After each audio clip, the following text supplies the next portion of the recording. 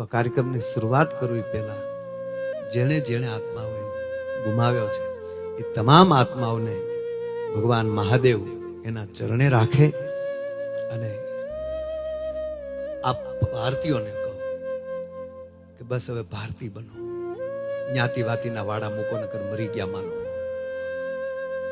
ક્યાં સુધી હમણાં હું આયર છું, હું પટેલ છું, હું દરબાર છું, હું ફલાણો છું, હું આ ધર્મનો છું, હું ઓલા ધર્મનો છું, હું આ સંપ્રદાયનો છું, ક્યાં સુધી ચલાવશો?